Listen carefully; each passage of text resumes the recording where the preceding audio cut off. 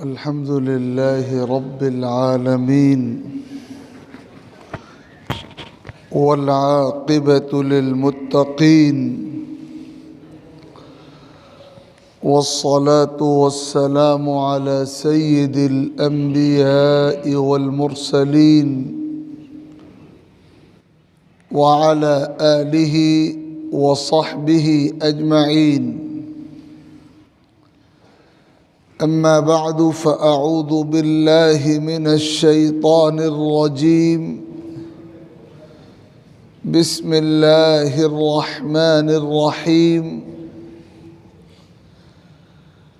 من عمل صالحا من ذكر أو أنثى وهو مؤمن فلنحيينه حياة طيبة ولنجزينهم أجرهم بأحسن ما كانوا يعملون. صدق الله ربنا العلي العظيم.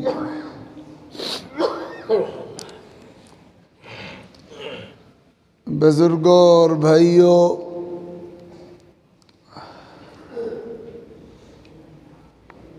اللہ رب العزت نے اس کائنات میں جو نظام اپنی قدرت سے بنایا ہے وہ نظام 100% مرتب نظام ہے۔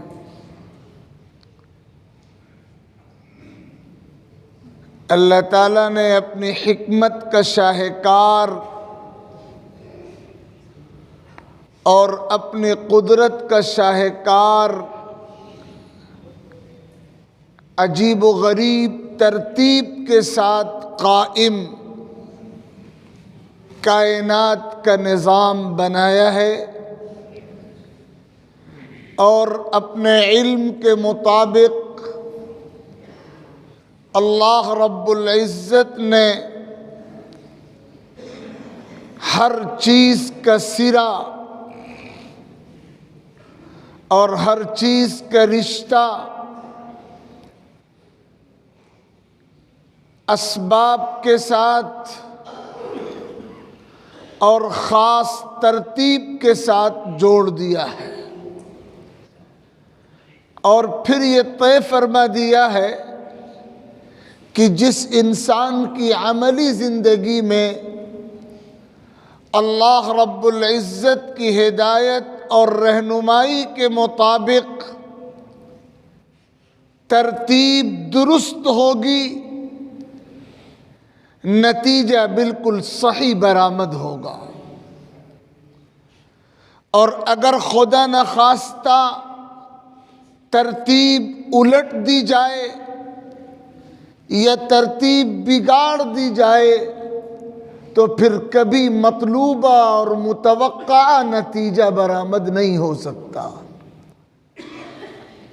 ہم جو خیر کا نتیجہ اپنی آنکھوں سے دیکھنا چاہتے ہیں وہ اسی صورت میں ظاہر ہو سکتا ہے جب ہماری زندگی کی ڈگر اسی ترتیب کے مطابق گزرے جو ترتیب اللہ رب العزت نے طے فرما دی ہے۔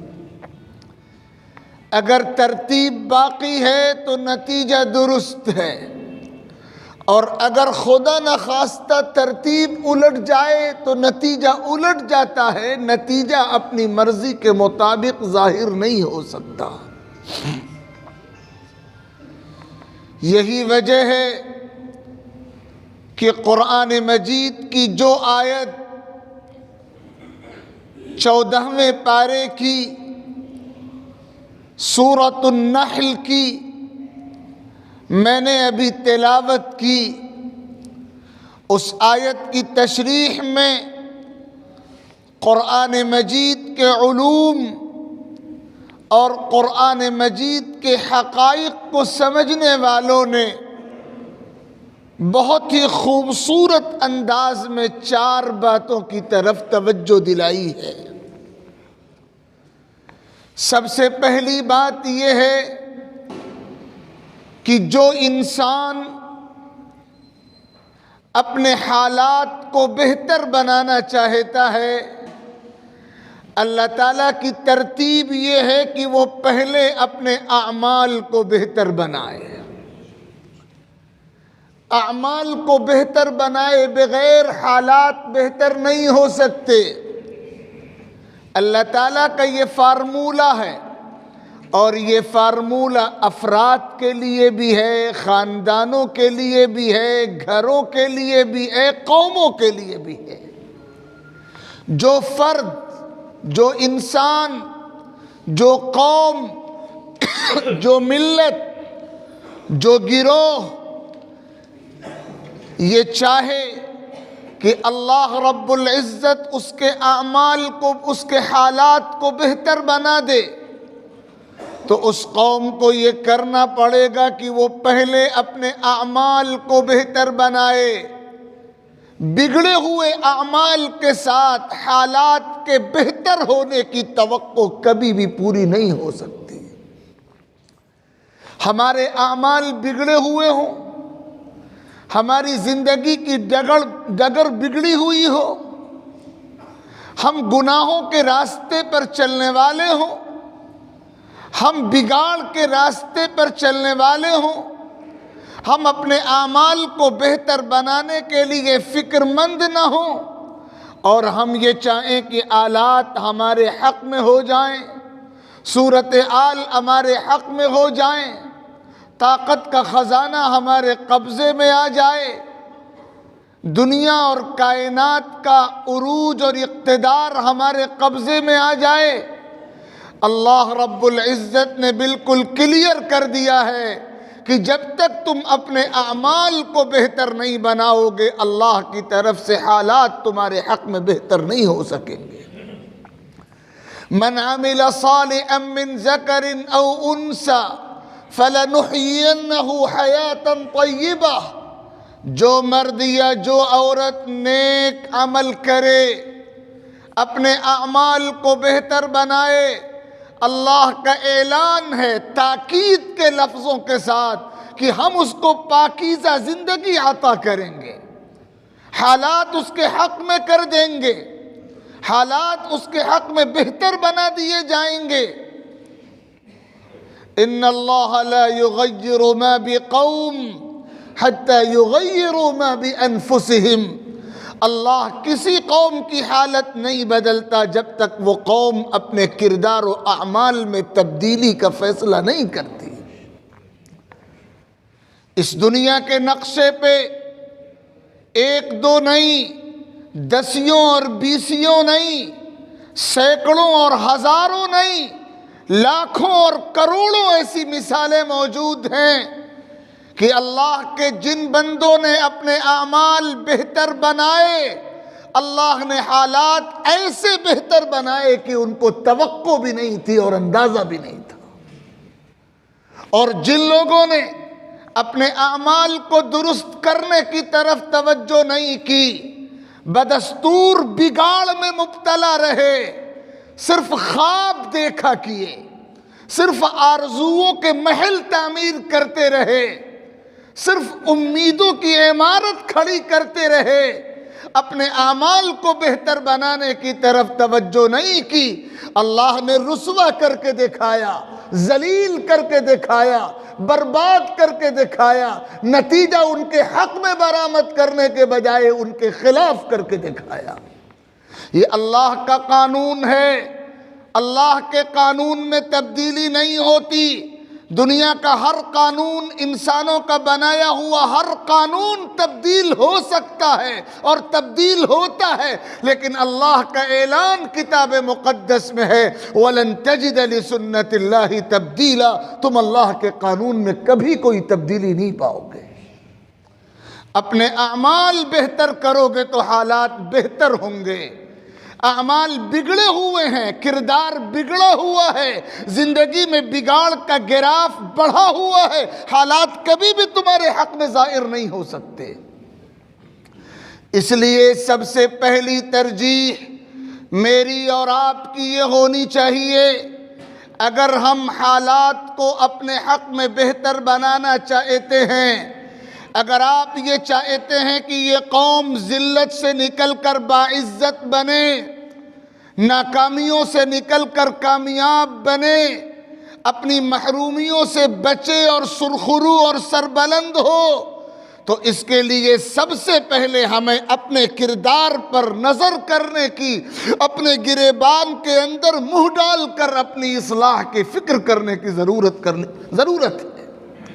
سیدنا حضرت یوسف علیہ السلام کی تاریخ قرآن مجید میں مذکور ہے کہ کیسے ان کی کم سنی کے عالم میں ان کے بھائیوں نے حسد کا شکار ہو کر ان کو جنگل میں لے جا کر ایک کنویں میں ڈال دیا تھا اور چھوڑ کے گھر چلے آئے تھے، اور والد کے سامنے یہ بہانہ پیش کیا تھا کہ ان کو بھیڑیا کھا گیا، اور پھر اس طرح گزرنے والا ایک قافلہ جس نے کنویں سے پانی نکالنا چاہا، حضرت یوسف اس کے ہاتھ آئے اور وہ قافلہ انہیں لے کر مصر پہنچا اور انہیں بیچ دیا گیا بازار میں، اور ہوتے ہوتے وہ بادشاہ کے دربار میں پہنچے، اور پھر آزمائشوں کا طوفان آیا۔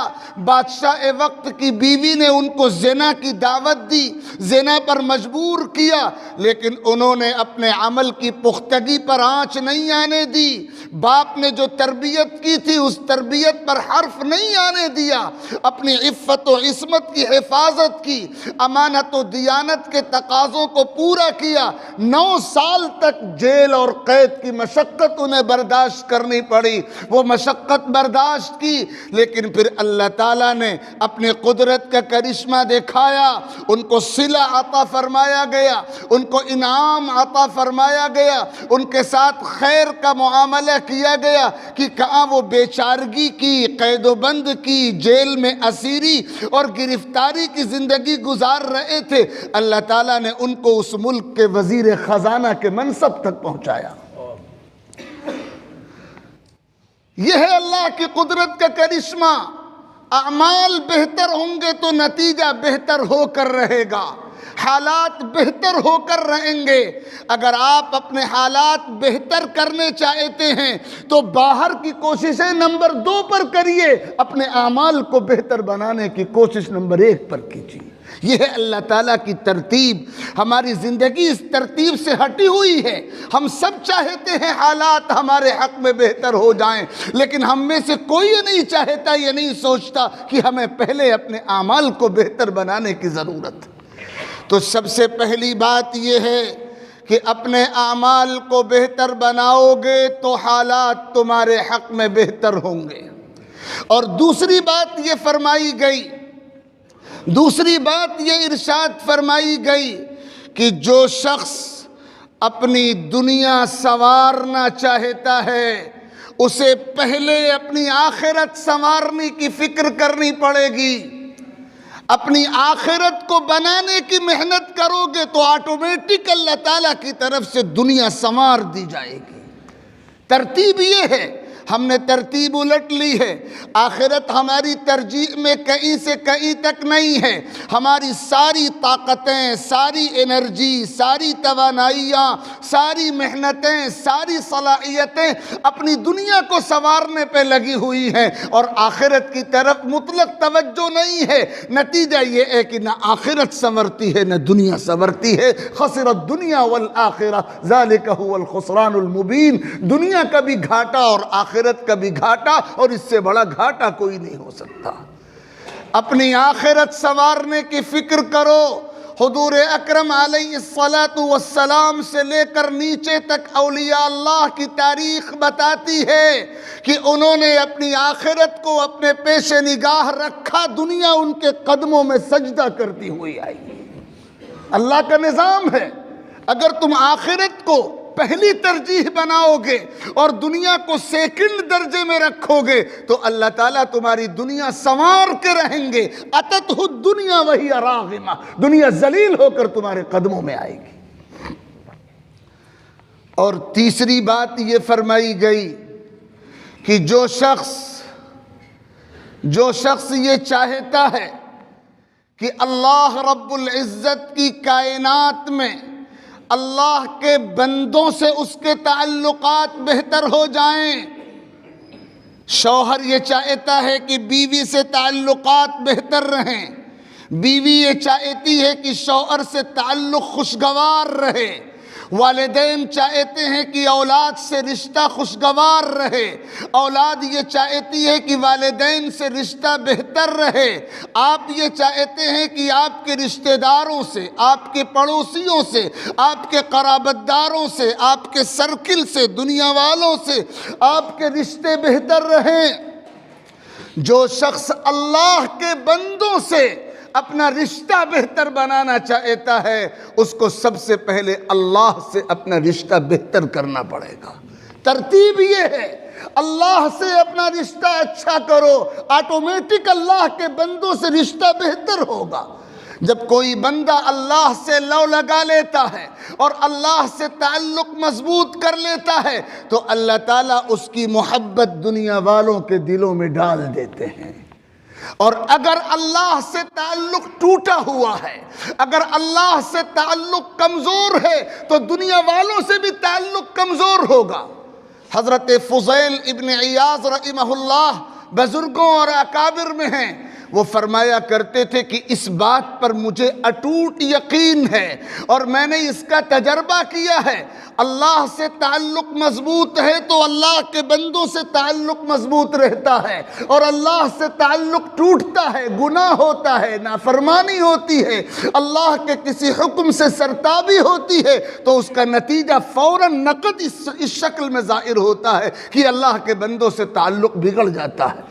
فرماتے ہیں کہ جب بھی مجھ سے کوئی گناہ ہوا، میں نے یہ تجربہ کیا کہ میری بیوی نے میری نافرمانی کی، میں نے یہ تجربہ کیا کہ میری اولاد نے میری بات نہیں مانی، میں نے یہ تجربہ کیا کہ میرے بھائی نے میرے ساتھ گستاخی کا معاملہ کیا۔ اللہ سے تعلق ٹوٹے گا تو اللہ کے بندوں سے تعلق ٹوٹے گا۔ اگر اللہ کے بندوں سے تعلق بہتر بنانا ہے تو ترتیب یہ ہے کہ پہلے اللہ سے تعلق بہتر بناؤ۔ اور چوتھی بات یہ فرمائی گئی، جو شخص اپنی رات کے اعمال کو بہتر بنانا چاہتا ہے وہ پہلے اپنے دن کے اعمال کو بہتر بنائے۔ آپ فجر پڑھے بغیر تہجد کی توفیق چاہتے ہیں، آپ ظہر ادا کیے بغیر رات کے نوافل کی توفیق چاہتے ہیں، آپ دن کے فرائض انجام دیے بغیر رات میں اللہ کا قرب حاصل کرنے کی توفیق چاہتے ہیں، دن کے اعمال بہتر ہوں گے تو اس کا نتیجہ، اس کا رزلٹ فطری طور پر یہ ہوگا کہ اللہ تعالیٰ رات کے اعمال کو بہتر بنائیں گے۔ اس لیے یہ اللہ کی ترتیب ہے۔